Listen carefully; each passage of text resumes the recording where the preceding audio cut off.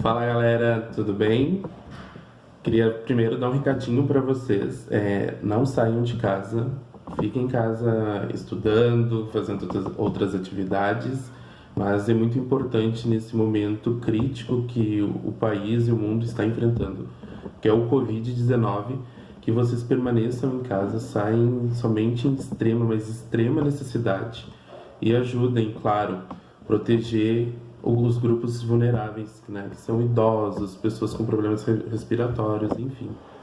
Então, faz esse recado que é o que a gente está fazendo para todo mundo, que é fique em casa, não ajude a disseminar o vírus, né? E a gente tem certeza que logo ali a gente vai estar se abraçando todo mundo.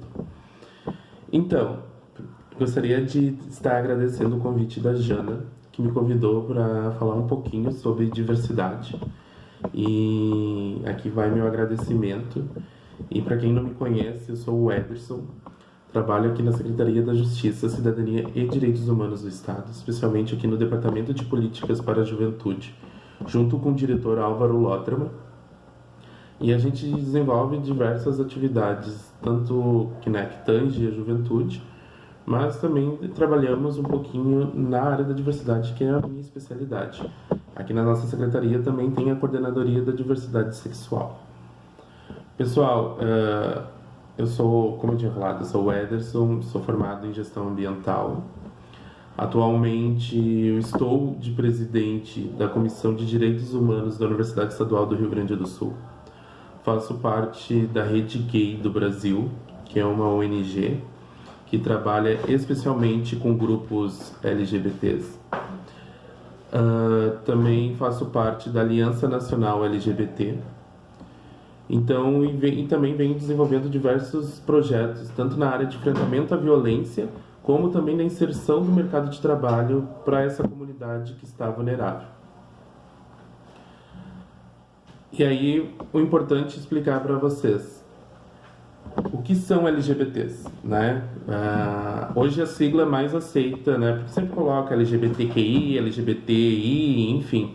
A sigla mais aceita hoje é LGBTI+, que é a sigla que é mais divulgada, inclusive pela ONU, que é a Organização das Nações Unidas, que faz vários projetos de combate à LGBTI-fobia e tudo mais.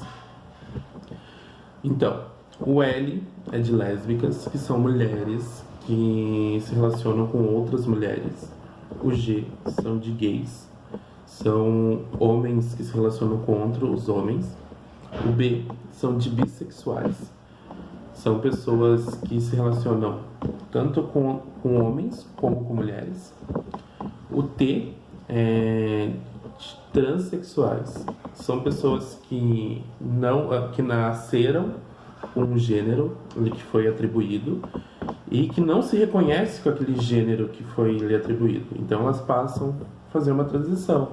Por exemplo, aquele gênero masculino, que é aquela pessoa que nasceu, ela não concorda, né? Ela não se sente bem com aquela identidade de gênero e ela passa então por uma transição a ser então uma mulher trans. E vice-versa, tanto uma mulher que lhe foi atribuída essa identidade de gênero, ela passa então a fazer a transição e ser um homem trans. O T, que é também de travesti, que são pessoas, né, são mulheres que também não se incomodam tanto com a questão da genitália e outros diversos, que é, por exemplo, de uma mulher trans, que precisa fazer a mudança de sexo, enfim. Então, para as travestis, isso não é primordial, né? Não é balizador para se identificar enquanto mulheres travesti. E o I, que é as pessoas intersexuais, né? Que são as pessoas que nascem com aqueles dois órgãos sexuais.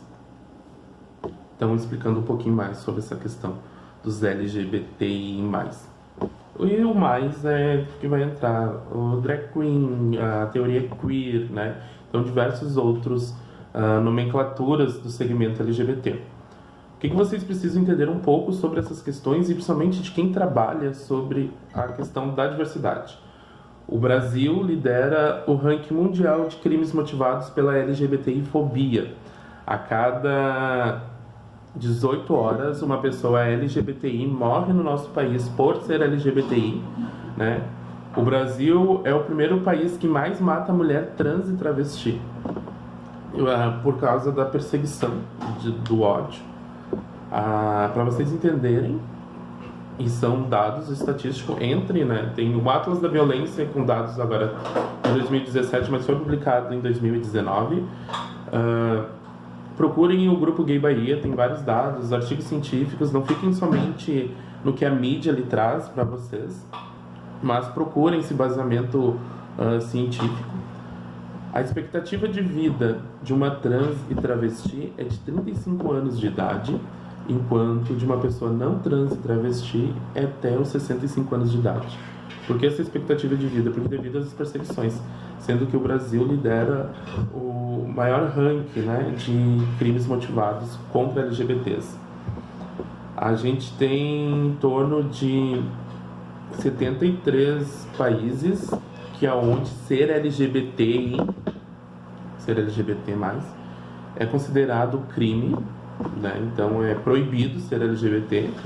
E desses 70 e poucos países, 17 países, o crime se estende com pena de morte. Ou seja, se a pessoa for constatado que a pessoa faz práticas LGBTs, ela pode ser condenada à morte, para vocês entenderem. Mas mesmo assim, tendo a questão de pena de morte para LGBTs, a questão de ser crime em alguns países, o Brasil lidera os rankings mundiais pela motivação de ódio. O que é importante vocês entenderem? A identidade de gênero é como eu me sinto, então é aqui, identidade de gênero. E orientação sexual é pelo que tu te atrai. Eu sempre falo que identidade de gênero é o que está na cabeça e orientação sexual é o que está no coração. Então vocês vão ter, por exemplo, mulheres trans lésbicas, né? Então a identidade de gênero dela é uma mulher trans, mas ela se relaciona com mulheres. Então são várias tipificações, né, sobre esse contexto da questão dos LGBTs. E aí a gente vai entrar por alguns recortes sobre essas conquistas dessa comunidade. O que a gente tem? A primeira conquista foi da questão dos LGBTs, foi a questão do casamento homoafetivo, aonde que o STF, né, que é o Supremo Tribunal Federal, pôde deliberar sobre o reconhecimento de que casais LGBTs poderiam então se casarem. Depois a gente tem a questão do nome social, né? O nome social é, por exemplo, se eu, Ederson, com gênero, com a minha identidade de gênero atribuída, que é masculina, né? E aí faço uma transição, me torno uma mulher trans. Eu não posso ser uma mulher trans com o nome de Ederson, né? Então, por isso a questão do nome social. Além da minha identidade de gênero, é como eu quero ser chamado. Então, a questão do nome social, ele é um decreto de 2016 no governo à época, onde garante que pessoas trans e travestis possam retificar o seu nome, né, e ser chamada como se identificam. E a gente tem vários exemplos aí no Brasil sobre pessoas trans com nome social. Mas como eu faço isso, a questão do nome social? Tem que procurar o CRAS da sua cidade. Para quem é... Lembrando que o nome social era para pessoas trans e travestis, tá? E aí tem que procurar o CRAS da sua cidade que vai lhe orientar. Caso contrário, não sabem como lidar, olhem o decreto de 2016 que regulamenta a questão do nome social. Então, se a sua cidade não sabe como orientar, procura a Jana. Aí a Jana vai nos demandar aqui para a gente poder fazer essa orientação sobre a questão do nome social. O que mais? Importante saber a questão da criminalização da LGBTI-fobia, que foi no ano passado, que o STF tipificou como crime desrespeitar LGBTs. Vai adiantar? Talvez, né, na parte teórica, mas na parte prática talvez não tenha tanta eficiência, né? Porque ainda o Brasil lidera os rankings mundiais de crimes por LGBTI-fobia e é um constante desafio, né? Poder superar isso. Mas foi uma grande vitória nossa, porque muitas vezes a gente era visto apenas como um crime comum, né? O cara apanhou lá e aí apanhou por ser gay, tu ia na delegacia e eles falavam: não, mas o que tu provocou? Não, mas eu acho que não pode ser homofobia. Então agora é tipificado na delegacia como crime de homofobia. Importante vocês saberem também que as trans hoje, antes quando elas eram mortas, elas se enquadravam no crime comum de homicídio. Hoje elas já passam, inclusive, a considerar dentro das estatísticas de feminicídio, né, que a gente chama de transfeminicídio, porque são mulheres trans. É muito importante vocês se referirem como vocês enxergam a pessoa. E se vocês têm uma dúvida de como chamar, pergunte, porque perguntar não é feio. Tu quer ser chamada como, né? Se tu não sabe se chama de ele ou de ela, enfim. Pergunte sempre, né? Esse é o respeito que a gente tem com a questão da população LGBTI+. Outra questão foi também da adoção. LGBTs agora podem entrar na fila de adoção. E muitas vezes, sempre o Supremo Tribunal Federal deliberando em cima, né? Agora que está por último para ser votado no Supremo Tribunal Federal é a possibilidade de LGBTs doarem sangue. Até então, pela Organização Mundial da Saúde, eles não podem doar. A gente desperdiça 8 milhões de litros por ano de sangue de LGBTs por questões de preconceito. Uma coisa que eu esqueci de falar para vocês, não se fala mais homossexualismo, porque o sufixo ismo era considerado doença pela Organização Mundial da Saúde. Então, caiu. Então, é homossexual. Não tem mais aquele homossexualismo. É importante vocês entenderem também que até pouco tempo, foi recente agora, que transexuais era considerado pela Organização Mundial da Saúde como distúrbio mental. Então, era considerado uma doença. E aí também caiu, né? Como essa consideração que eles tinham referente às trans. Então, não tem mais isso dizendo que os transexuais, são um distúrbio mental, né? Eu acho que eu poderia ficar várias horas falando para vocês. Eu tenho vários projetos dessa área, mas de forma básica, dando esse contexto para vocês. A gente ainda tem casos, por exemplo, da inserção de LGBTs no mercado de trabalho.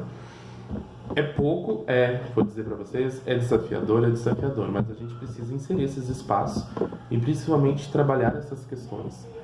Porque ainda a gente vê, por exemplo, alguns lugares que aceitam bem, né, receber pessoas trans, principalmente pessoas trans e travesti, mas tem outros lugares que não. Então, toda essa questão de movimentação, de articulação junto com as empresas, para que a gente possa cada vez mais empregabilizar LGBTs, mas especialmente a população de trans e travestis, que é tão marginalizada, né? Vocês sabem que boa parte dessas pessoas, elas são excluídas da escola. Não tem como uma pessoa, hoje no Brasil, é difícil uma pessoa trans e travesti conseguir concluir seus estudos. Diversas questões de preconceito, por a gente ainda talvez não ter uma escola preparada para poder fazer realmente a inclusão. E não digo a inclusão somente dos LGBTs, eu digo a inclusão como um todo. Mas, e aí, muitas vezes elas acabam na prostituição. E eu vou dizer para vocês, porque não querem. Eu vou contar que isso não é eu que estou falando, isso são dados estatísticos. O Brasil é o país que mais mata trans e travestis, mas é o país que mais consome pornografia trans e travesti. Então, é uma inconformidade saber disso, entendeu? Enquanto trans estão sendo assassinadas. E aí eu peço que vocês procurem, inclusive para saber um pouco mais da vida dessas pessoas, o caso da Dandara, que foi uma mulher assassinada lá no Ceará. e pelo menos 12 pessoas participaram da sua tortura. Eles torturaram ela. Teve vídeos espalhados por aí e